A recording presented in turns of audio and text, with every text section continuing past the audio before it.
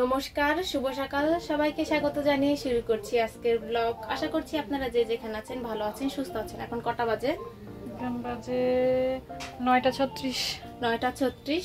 অনেকটা সময় নিয়ে আছে, ঘুমালাম কালকে রাতে। মানে এখন রাতে এত ঘুম না, মানে এত গরম লাগে, ঘুম ভেঙে যায়। আর আমার কি হয়, মানে ভোর 4টা-5টার দিয়ে একবার ঘুম ভাঙলে একটা খিদা পেয়ে যায়।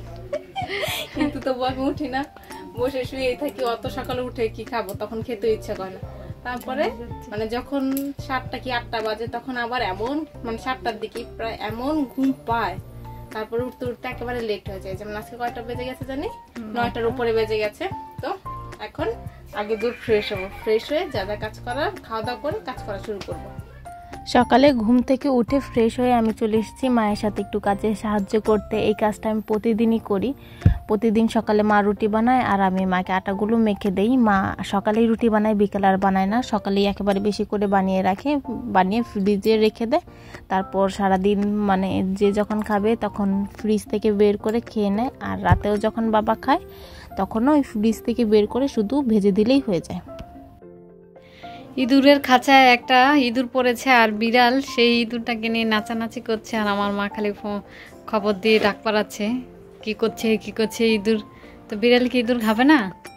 অবশ্য এখন না খেলেও চলবে, এটাকে তো মেরেই ফেলেছে বলেছে। এটা তো এখন মরেই যাবে, যেহেতু খাঁচার মধ্যে পড়েছে। এখন এটাকে নেয়ার জন্য কীরকম অবস্থা করছে।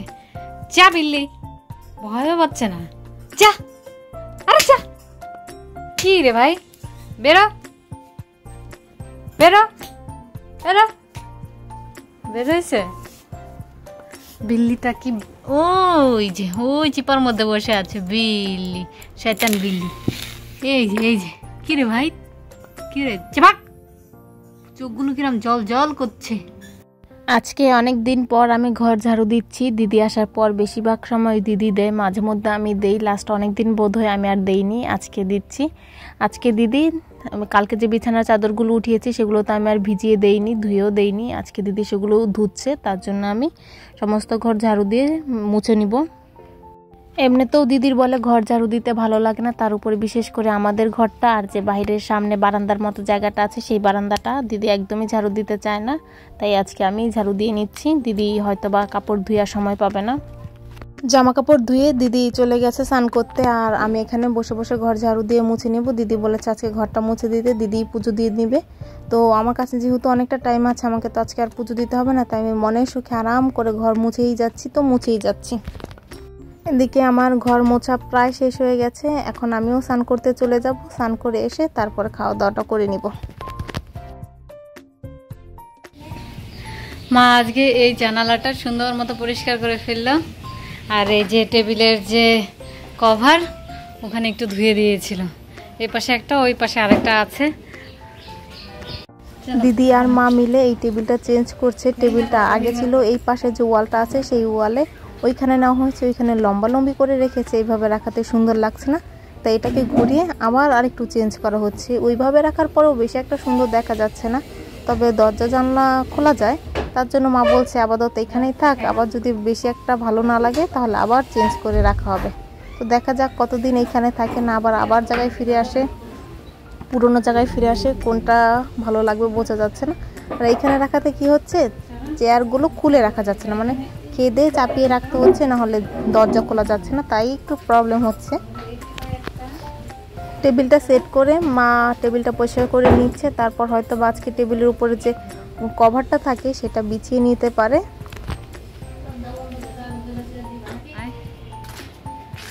চলে এসেছি, আজকে বাইরে ভীষণ গরম। এখন কি বাজার যাবি? বাজারে না, আজকে এখন আমরা ওই বাড়ি যাবো। তুই যাবি না? হ্যাঁ যাবো। ওই বাড়িতে কি বাবু দেখতে? হ্যাঁ, তোর জন্যই তো ওয়েট করছিলাম। আমরা ওই বাড়িতে যাবো ছোট্ট একটা বেবি দেখতে।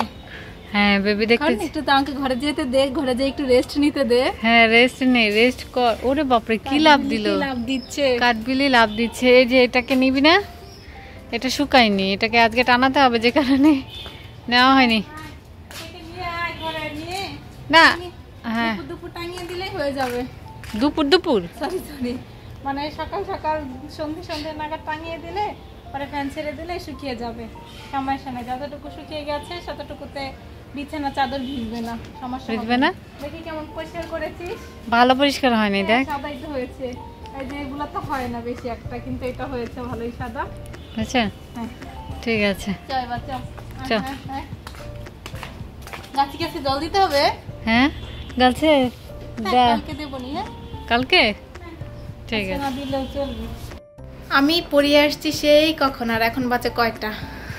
6টা না 7টা 6। এখন আমরা বেরোচ্ছি। এই যে দিদি আমার দেখা দেখে এই ড্রেসটা বের করেছে, ও আমার সঙ্গে এই ড্রেসটা পরেছে, কিন্তু এই ড্রেসটা আমারটা যতটা পুরনো হয়ে গেছে ওটা নতুন রয়েছে। ও তো বেশি একটা পরে না, আমি সবসময় পরি, তার জন্য আমারটা পুরনো হয়ে গেছে। আর আগেই বেরিয়ে যেতাম, কিন্তু আমি এত দিদি রেডি হয়ে গেছি, মাও জামা পরে রেডি হয়ে গেছে, কিন্তু ওই ঘরে যে দিদি আছে তার সঙ্গে যাব।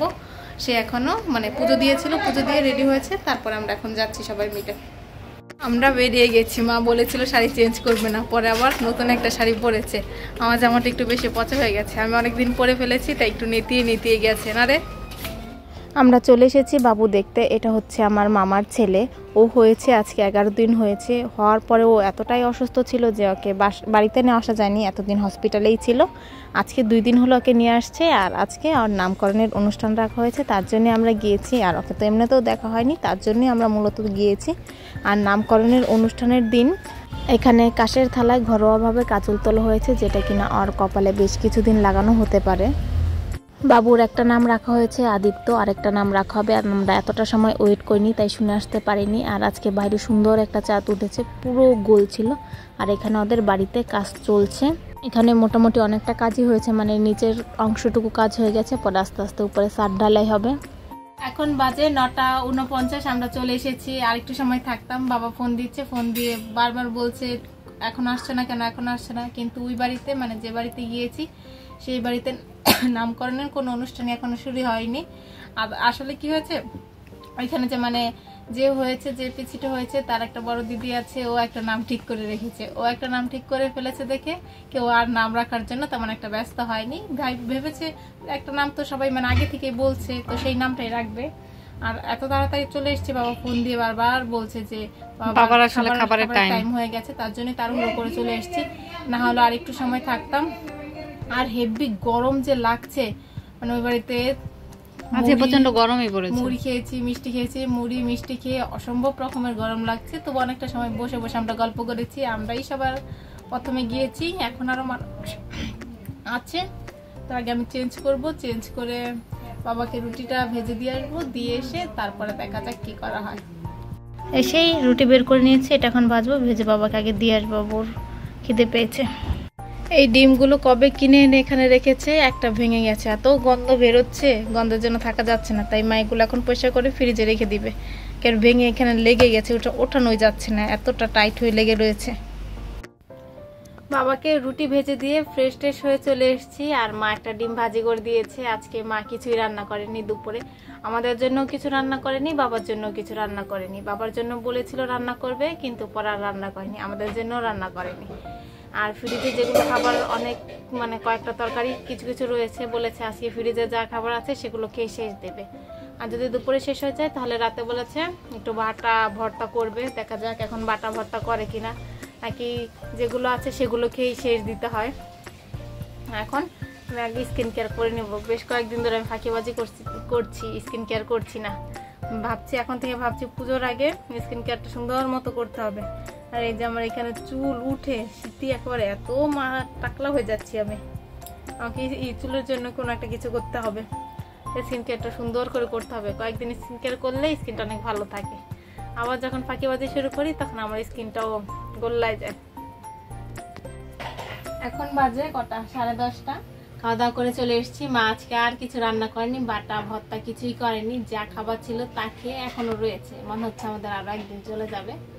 তো এখন এবারে ভেবেছিলাম আজকে মশারি টাঙাবো না, পরে যে পরিমাণ মশা